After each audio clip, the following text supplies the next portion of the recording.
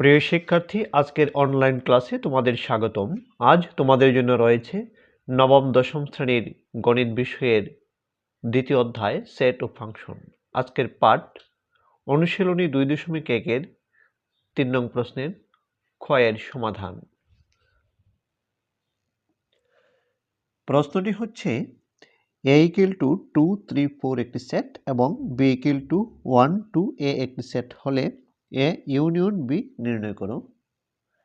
প্রিয় শিক্ষার্থী, আমরা এর সমাধান করব। আমরা লিখব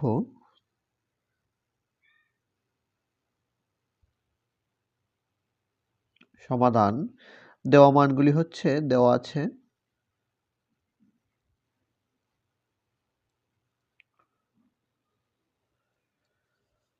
a = 2, 3, 4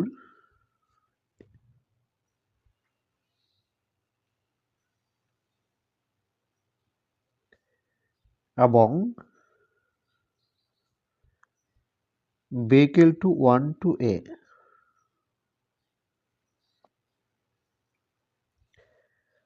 আমাকে a ইউনিয়ন b নির্ণয় করতে হবে। আমরা লিখব অতএব a ইউনিয়ন b সমান a সেটটি লিখব 2, 3, 4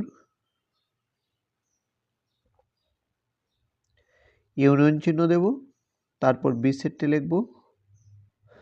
b সেটটি হচ্ছে 1, 2, a। এখন আমাদের ইউনিয়নের কাজটি করতে হবে। ইউনিয়ন হচ্ছে দুটি সেটের সকল উপাদানের সেট। তাহলে সকল উপাদান আমরা লিখে নিব, ধারাবাহিকভাবে লিখব 1, 2, 3, 4, a।